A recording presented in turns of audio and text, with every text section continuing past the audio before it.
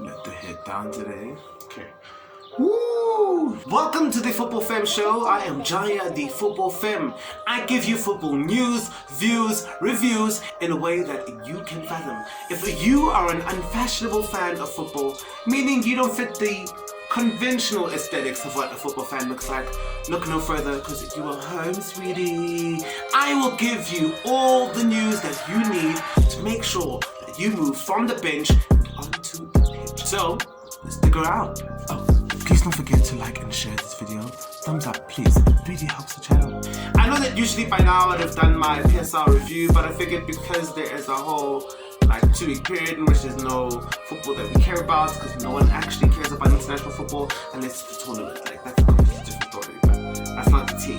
We are focused on club football and thought because of that, I'll allow us to just recap closer to the time opposed to doing the review, considering there was a match week in the PSL and in TNA to consider. If it's your first time on the channel, do not hesitate to press that subscribe button. Yes, stick around, tell other unfashionable football fans that we have a home, and let's start a community of football unfashionable fans right here, me and you. So let's get into the video reviewing the transfer window of 2021 2022 summer, winter in South Africa, but summer for them.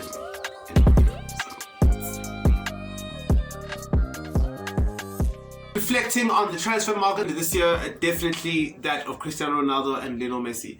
No way did we even consider there would be a case in which both Ronaldo and Messi are moving in the same window. But Lionel Messi, due to financial constraints, moved all the way to PSG from Barcelona. He no longer is in a Barcelona shirt. We will not see him. In fact, this past weekend he played his first game for PSG against Reims, and besides the fact that there was a brace from Kylian Mbappe, the highlights were the fact that every Reims player seemed to want to have a photo with Lionel Messi. I don't blame the honeys. Listen, if Messi coming up in my hood, I'm gonna let him get a photo to see what they're good. That's just what I do. That was the highlight of that particular transfer.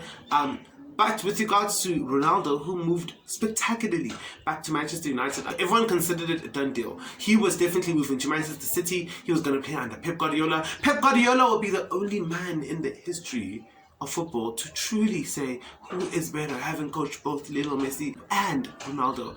But that was not the case. Cristiano Ronaldo moved to Manchester United as Manchester United gazumped their neighbors and got their lifelong hero. On the brighter side of things, we got to find out that actually United fans think Messi is the greatest player of all time. I don't care about him anymore. Messi's better. The tune changed as soon as he was back at United.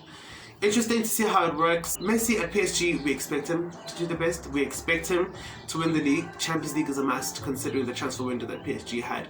And Manchester United, well, Ole, what excuse do you have not to win everything that's at your disposal? The greatest player of all time, an informed Paul Pogba, a pumped up Bruno Fernandes, and Raphael Varane. You have it all, sir. Make it happen. Pochettino is also going to have to make it happen, let's be honest, guys.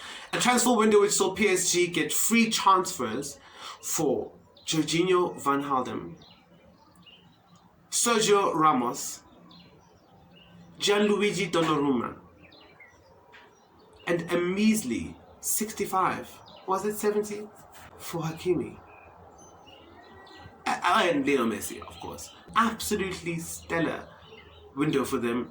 Now, Pochettino needs to bring the big one home. That's the Champions League. Other big moves saw Romelu Lukaku leave Inter Milan for his childhood dream of Chelsea. Back at the bridge to right a few wrongs with English football. He's going to be up against Cristiano Ronaldo this time around for the Golden Boot, as well as Harry Kane, who did not get his move to City. Daniel Levy just refused. You signed a 6-year deal. You're going to be here for 6 years. I don't see the need to sell you. You're cute, and I like your professionalism. Harry Kane stays at the Lane, well, the Tottenham Hotspur Stadium, and we see how it goes from there. All big clubs with top strikers. Mo Salah, of course, still at Liverpool. Arsenal have Pierre-Emerick Aubameyang, who they will be hoping will get back to his absolute best. Arsenal, of course, having spent the most amount of money in this transfer window in Europe, in excess of 130, 115 million. million euros on a lot of players, so they're not dealing in the same market, so that needs to be also taken into consideration. But nonetheless, the biggest spenders in Europe this current transfer window means that there's a lot of expectations on Mikel Arteta. Whether he lasts is another completely different tale. Hope he does for his sake. Arsenal is a very good opportunity for him to really establish himself as a top coach as he enters into football management. Liverpool only got Ibrahim Konate in, which is very, very weird. We thought we'd get more. Apparently signing Henderson to a long-term deal is considered a huge signing for them as well, so congratulations to them. Chelsea failed in their attempt to get Jules Koundé, but they did manage to get Atletico's Saul Niguez season-long loan. Chelsea squad looking so super duper magnificent, competing against City, who also managed to get Jack Grealish for only 100 million euros. Only. Lots of money going around, lots of expenditure in North London. Both clubs will be hoping to change their fortunes. We'll see how that works out. In Spain, things were a bit quiet. Real Madrid were only able to bring in Eduardo Camavinga right at the end of deadline day for a reported €30 million deal, 30 million euro deal, 35 million euro. 1 to 2. In the third range. Eduardo Camavinga is a promising midfielder who played for Rennes, 18 years old. Could be really building a really strong team for the future. That all boils down to whether the current incumbent coach, Carlo Ancelotti, can make the whole team blend and move forward. Other than that, no Galactico yet again for Real Madrid. PSG toyed with Real Madrid, gave them the idea that they could actually sign Kylian Mbappe, but they went on to refuse 220 million euros. Yes, just to keep Kylian Mbappe at the Parc des Princes. And just like that, Madrid did not get their Galactico. David Alaba coming in on a free transfer is always a good move, considering that Sergio Ramos has left and Rafael Varane. So a lot of change was required. Whereas in Barcelona, of course, it's a complete farce. Like, I can't believe Barcelona are where they're at right now. They bought Luke de Jong from Sevilla on the loan to get goals. Memphis Depay, fine. Bola. Okay, sharp. Who else? Let Griezmann go to Atletico Madrid for a 2-year loan deal plus 40 million. Like, excuse me, I'm confused. What's going on at Barcelona? We do know what's going on at Barcelona. They're absolutely broke. They have no money whatsoever. They need to make it work in what way, shape or form that they can. And unfortunately for them, that sees a lot of clubs being able to pick at their squad. Eli Moriba left and went to RB Leipzig. Emerson Royale leaving Camp Nou, having played 1 game, and gone to Tottenham Hotspur for 30 million. Eric Garcia, of course, made his way to the Camp Nou as he moved from Manchester City on a free transfer. In Italy, where we saw the likes of Edin Dzeko move from Roma to Inter Milan. We saw Tammy Abraham come in from Chelsea and coming to Roma, becoming the main man for Jose Mourinho. Managerial merry-go-round, of course, that happened in Italy. That's so Inzaghi leave Lazio and go to Inter. Maurizio Sarri go to Lazio. Fonseca leaving Roma. Mourinho coming in. Just a lot was happening. Gasperini still on the job at Atalanta, so there's hope. And of course, Andrea Pirlo left. Allegri is back at Juventus. No Ronaldo for them. Interesting to see how they move from here on in.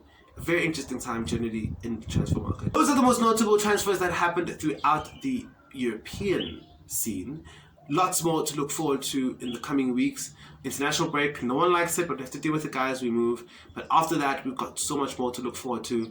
I'll be talking to you more about the PSL in the coming weeks. Otherwise, please like, share, subscribe. Tell me in the comments, which transfer do you think is going to be the biggest flop and which is going to be the biggest success? Lots of candidates, lots of movement. I mean, Kylian Mbappe didn't even move. So that was it in the transfer window in Europe. Tell me everything that you would like to know that I perhaps have missed. Is there a deal that you want me to talk about that we can divulge a bit more? That would be absolutely awesome. Put in the comments, guys. Thank you so much, Femme, for coming on. Tell everyone about it. Tell everyone to come and join our family.